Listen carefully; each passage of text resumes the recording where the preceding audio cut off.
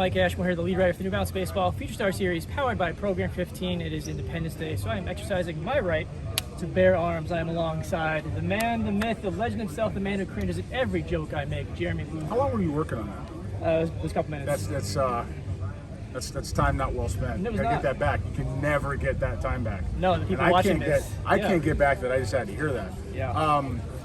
It's been interesting. This is halfway through day two.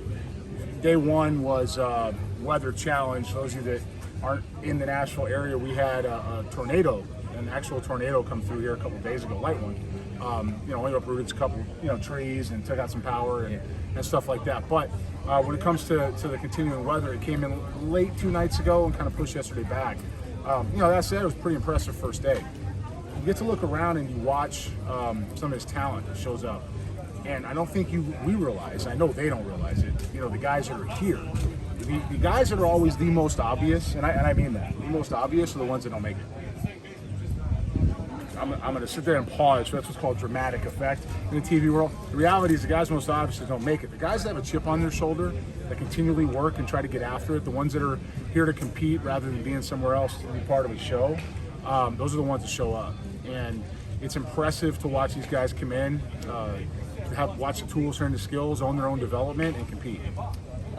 Some arms yesterday really stood out. I know you're kind of bouncing back between both fields we have running here. But Jason Flores is, he's different.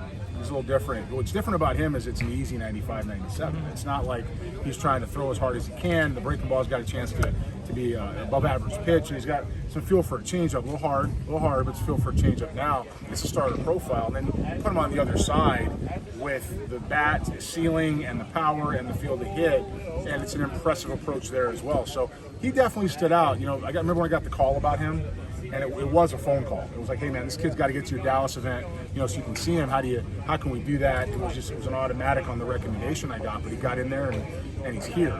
Cole Lanford, reliable, always competing, always getting better, always asking questions.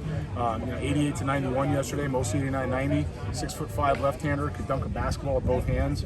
One time he was 14 years old. So again, feel for a breaking ball. When he repeats his slot, it's pretty special. He's a guy that is going to continue to progress, and a year from now is 95, 96 as well. Well, Dominion commit Cole Lanford, of course. I guess last 2 days here, what do you look for? How fast they adjust. If you're a kid who's scared by this environment, it's over for you now. You can't. It doesn't get any easier. Like the levels that you climb, and the next. You're talking about going to college baseball or professional baseball, whatever's ahead of you. High school baseball it's basically for these kids in many ways over. Outside of competing for your school, part of what that means, it's kind of over. So, you're looking at the next step, and if these environments phase you, it's not going to work. So I'm looking for composure. I'm looking for resolution. I'm looking for the guys that want to get out there and get after it, as opposed to the guys that are entitled. The entitled stuff doesn't play.